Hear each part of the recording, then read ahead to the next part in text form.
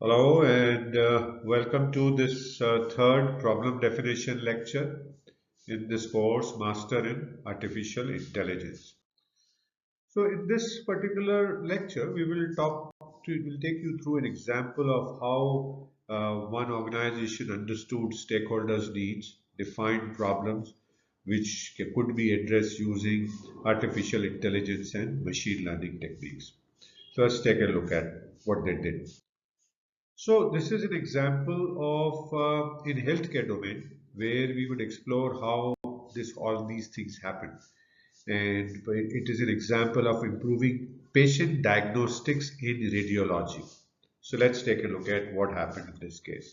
So the whole process began by identifying the stakeholders, and they began by identifying the key stakeholders. And the key stakeholders that were identified were the radiologists in the organization, then hospital administrators, the IT department who was facilitating the projects, and the patients themselves. So these were the stakeholders that were identified. And after having identified the key stakeholders, they scheduled meeting with the radiologists and understood their daily workflow, challenges in diagnosing medical images in areas where AI could assist. They also met with the hospital administrator and discussed patient care priorities, resource constraints, and potential benefits of the AI solutions. They collaborated with the IT department and assessed the existing infrastructure, data availability, and integration requirements, and also finally gathered feedback from patients regarding their experience with the radiology services and their expectations for the improved diagnostics. So in this whole process, they talked to radiologists, they listened to them actively, where radiologists expressed challenges in detecting subtle abnormalities in the medical images, time constraint, and the need for faster and more accurate diagnosis.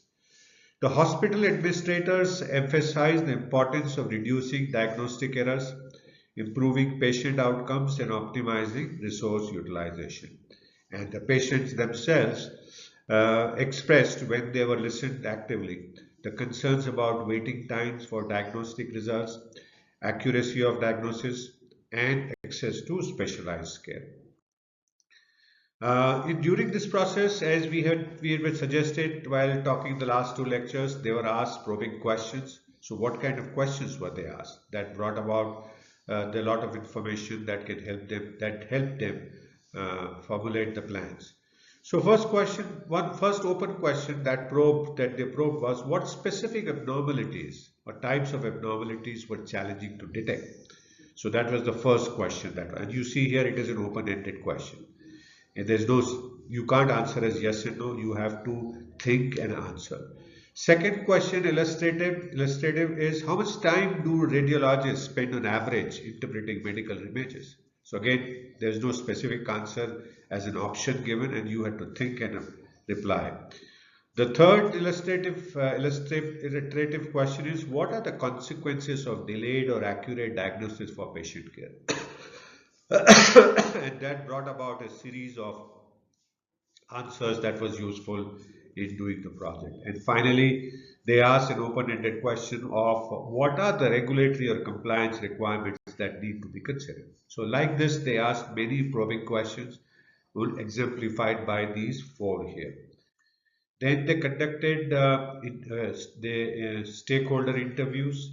They understood in that process their diagnostic processes, decision making criteria, and areas where AI could be beneficial. They interviewed hospital administrators and gained insights into patient care priorities, financial considerations, and the performance matrices related to radiology services.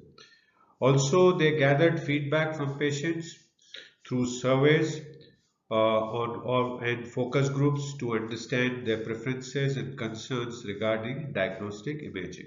So that's how they conducted stakeholder interviews. After they had done all this, they gathered anonymized medical imaging data that included X-rays, MRIs, CT scans, along with corresponding diagnostic reports and patient outcomes. So this was how all the data was collected in this project. After having collected the data, they analyzed historical data to identify patterns, trends, and common challenges in radiology diagnostics. What were the common themes that were occurring? Was there an increasing trend in any particular kind of results, or were there anything common across all kinds of patients? So that's how they analyzed the historical data. So having looked at a few things that they did in this radiology example, we will continue to look at what else did they do in this next lecture. Uh, I I hope you continue to learn new things, continue to enjoy, and I do look forward to see you again. And I want to thank you for watching this lecture, and do come back and take a look at the next remaining part of the example in the next lecture.